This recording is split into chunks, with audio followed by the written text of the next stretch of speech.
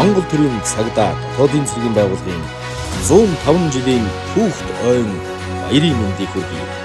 Монгол улсын цагдаа дотоодын цэргийн байгууллага үүсэн байгуулагдсан цагаас хойш улс орны нийгэм төрийн байгууламжийн хөгжлийн бүхий л үе шатнд хөгжим бэхжиж ирсэн төрийн тусгайлсан чигүүртэй ууган байгууллагуудын нэг. Түүхэн баримт бичиг тэмдэглэснээр Монгол улсад цагдаа хэмээх тусгай үр гүйцэтгэдэг албаагч 1733 онд байгуулагдсан Улястайн Манж жанжны газрын мэдэлд Улястайн цагдаа цэрэг нэртэйгээр анх бий болжээ. 1866 онд хүрээний хилийн дээсийг 15 газраар хэмжээлэн Түшээд хан, Сэцэн хан, Их шавьд хувааж хариуцуулснаар 15-ны цагдаа гэдэг нэршил гарчээ. 1905 онд хүрээнд байгуулагдсан цагдан зээрлүүлэх газар нь Монгол дахь цагдаагийн анхны байгууллага байлаа. 1910 онд цагдан зээрлүүлэх газрыг цагдан сэргийлэх цэргийн хороо болгон өөрчилж Манж цэргийн оронд Монгол цагдаа цэргийг ажилуулах болжээ. Ардын засгийн газрын 1921 оны 7 дугаар сарын 19-ний өдрийн хурлын шийдвэрээр цагдан сэргийлэх байгууллагыг цэргийн яамны бүрэлдэхүүнд оруулж цагдан сэргийлэх цэрэг хэмээн нэрлэснээр Монгол улсын орчин цагийн цагдаагийн байгууллагын үүсэл тавигдсан юм.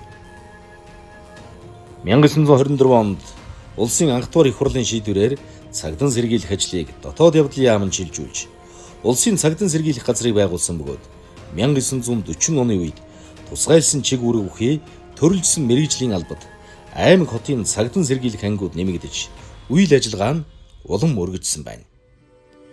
1940-оос 1960 онд хууль тогтоомжийг хэрэгжүүлэх зорилгоор гэмт хэрэгтээ тэмцэх, иргэдийг паспортжуулах, хэрэг бүртгэх, мөрдөн байцаах албадууд бэхжиж 1990 онд байгууллагын бүтэц зохион байгуулалт өргөжин техник хэрэгсэл, шинжлэх ухааны ололтыг нэвтрүүлсэн нь нийгмийн дэг журам тогтоох, иргэдийн аюулгүй байдлыг хангахад ихээхэн үр дүнгээ өгсөн гэж үздэг юм. 1990 оны 4-р сард нийгмийг аюулаас хамгаалах яамыг татан буулгаснаар цагдан сэргийлэх байгууллага нь цагдаагийн байгууллага нэршилтэй болж бие даан хөгжиж эхэлсэн бөгөөд 1990-ээс 1994 онд байгууллагад үндсэн өөрчлөлт шинжилтүүд хийгдсэн юм. Дотоодын цэргийн түүхэн замнал 1922 онд дотоодыг хамгаалах газрын дэргэд дотоодын харуул хамгаалтын үр гүйцэтгэх тусгай тасаг байгуулагдсанаас хойш төр засаг командлаас даалгасан үүргийг нэр төртэй гүйцэтгсээр иржээ. 2014 онд цагдаагийн албаны тухай хууль хэрэгжиж эхэлснээр дотоодын цэргийн тухай хууль хүчингүй болж чиг үүргийг цагдаагийн албанд шилжүүлсэн бол 2017 онд улсын хурл дотоодын цэргийн тухай хуулийг шинжилэн баталж дотоодын цэргийг дахин байгуулсан юм. Цагдаа дотоодын цэргийн байгууллагын чиг үүрэг. Цагдаагийн байгууллага нь цагдаагийн газрын агентлагийн эрх зүйн байдлын тухай хууль заасны дагуу гэмт хэрэгтээ тэмцэх, нийтийн хэв журам хамгаалах, олон нийтийн аюулгүй байдлыг хангах, захиргааны хяналт тавих чиг үүрэг бүхий төрийн тусгай алба юм. Цагдаагийн байгууллага хүний эрх чөлөөг хүндэтгэх, ил тод ээлттэй байх, олон нийтийн итгэлийг хүлээх, улс төрөөс ангид байх, нэгдмэл төвлөрсөн удирдлагатай байх зарчмыг баримтлан төв байгууллага, харьяа албаны гэж нутаг дэвсгэрийн цагдаагийн байгууллагаас бүрдсэн тогтолцоогоор ажилладаг. Дотоодын цэргийн байгууллага нь улсын онц чухал объектыг хамгаалах, нийтийн хэв журам сахиулах, олон нийтийн аюулгүй байдлыг хангах, гэмтрийг тассан зогсооход дэмжлэг үзүүлэх, гамшиг аюулт үзэгдэл ослын үед эрен хайх аврах ажиллагаанд дэмжлэг үзүүлэх, террорист үйлдэлийг тассан зогсоох, тусгай ажиллагаанд оролцох зэрэг хуулиар тогтоосон бусад чиг үүргийг хэрэгжүүлдэг. Дотоодын цэрэг нь командлагч, штаб, мэргэжлийн анги, салбар гэсэн бүтэц зохион байгуулалтайгаар алба ажиллагаагаа явуулж байна. Онцлог хууль ордон мэдээлэл.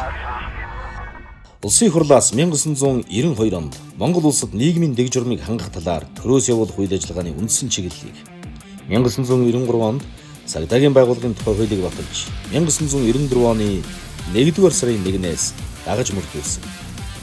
Улмаар цагдаагийн албаны тухай хуулийг 2013-2017 онд тус шинжилэн баталж түүнийг хэрэгжүүлэх хүрээнд цагдаагийн байгууллага бүтэц зохион байгуулалт үйл ажиллагаандаа зарим өөрчлөлтийг хийж холбогдох журам заавруудыг батлан мөрдүүлж байна. Шинжилэн баталсан хуулийг хэрэгжүүлэх ажлын хүрээнд аймаг нийслэлийн иргэдийн төлөөлөгчдийн хурлын дэргэд орон тооны бус иргэний зөвлөл байгуулж олон нийтийн цагдаагийн ажилтныг ажилуулснаар цагдаа иргэнийг холбох механизмыг бүрдүүлжээ. Өнөөдрийн байдлаар цагдаа дотоодын цэргийн байгууллага хүчин төгөлдөр мөрдөгдөж буй 930 хуулиас 120 туйлыг үндсэн чиг үүргийнхээ хүрээнд хэрэгжүүлж байна. Сүүлийн жилүүдэд дэлхийн улс хурлуудын хоорондын зэвсэгт мөргөлдөөнөөс үүдэлтэй нийгэм эдийн засгийн нөхцөл байдлын улмаас гэмтэргийн гаралт өсөх хандлагатай байгаач цагдаагийн байгууллага урьдчилан сэргийлэх, гэсэн зогсоох, иргэдийн эрх чөлөөг хамгаалах чиглэлээр өргөн хүрээнд олон талт ажил арга хэмжээг зохион байгуулж байна. Сүүлийн 5 жилийн дунджаар цагдаагийн байгууллага жилд 657,898 дуудлага мэдээлэл, 304,154 гомдол бүртгэгдсэн бөгөөд шийдвэрлэлт 97.7%, гэмтэргийн илрүүлэлт 51.8%, хохирлын нөхөн төлөвлөлт 46.2% тавина. Цагдаагийн байгууллага нь улс орны аюулгүй байдал, иргэдийн амин бие, эрүүл мэнд, бусдын өмч хөрөнгөд хор хохирол учирч болзошгүй онцгой нөхцөл үүссэн. Байгалийн гамшиг, гоцолдор төвчин тархсан үе болон ерөнхийлөгч улсын их хурл, орон нутгийн сонгуулийн үед учирч болох аюул эрсдлийг багасгах, нийгмийн дэг журмыг сахиулах үүргээ тухай бүр амжилттай хэрэгжүүлж ирсэн түүхтэй. Тухайлбал 2008 оны сонгуулийн дараах 2 дугаар сарын 1-ний өдрийн эмх замбраагүй байдлын үед нийтийн хэв журмыг сахиулж, иргэдийн амнаас эд хөрөнгийг хамгаалж, аюулгүй байдлыг хангаж ажилласан.